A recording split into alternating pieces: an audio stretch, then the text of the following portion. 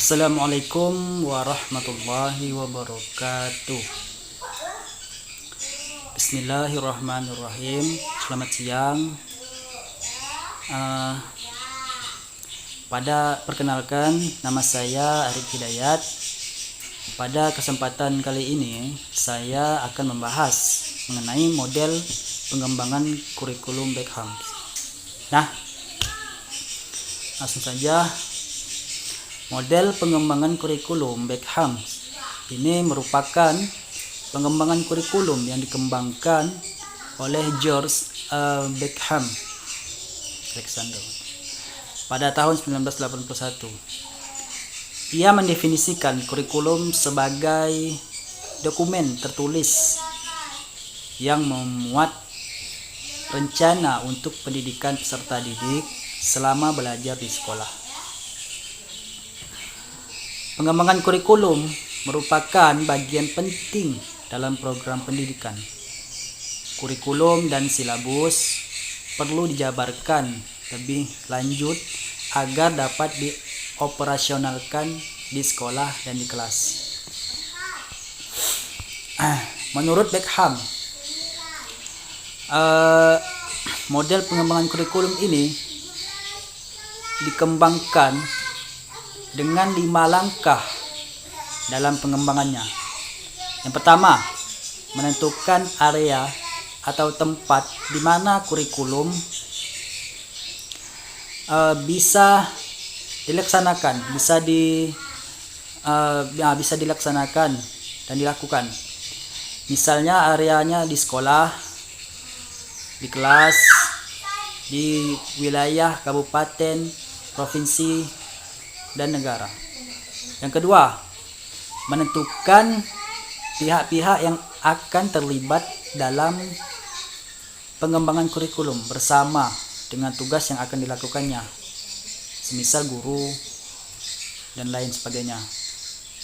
Yang ketiga, menentukan prosedur yang harus dikejar, yaitu perumusan tujuan umum dan tujuan spesifik, yakni memilih konten dan pengalaman belajar, serta menentukan alat dan jenis evaluasi. Yang keempat, implementasi kurikulum, yakni pelaksanaan kurikulum. Agar implementasi kurikulum baru bisa dilaksanakan seefektif mungkin, maka diperlukanlah dukungan dari berbagai sumber seperti guru, biaya, fasilitas, manajemen, dan lain sebagainya. Yang kelima, evaluasi kurikulum, yakni penilaian. Kegiatan ini diterbitkan dengan 4 langkah ataupun 5.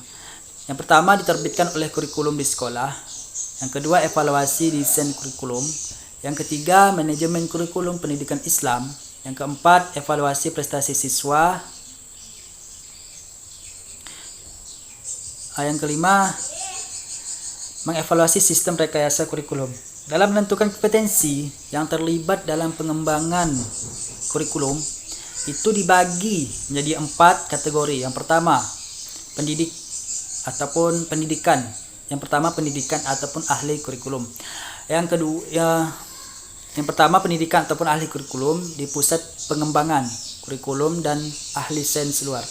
Yang kedua, ahli pendidikan dari universitas atau sekolah dan guru terpilih. Yang ketiga, profesional dalam sistem pendidikan. Yang keempat, yang terakhir, yakni profesional dan tokoh masyarakat lainnya. Mungkin itu saja yang dapat saya sampaikan mengenai model pengembangan kurikulum.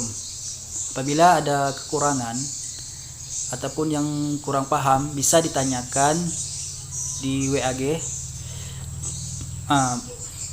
Sekian dari saya. Assalamualaikum warahmatullahi wabarakatuh. Sekian, terima kasih. Selamat siang.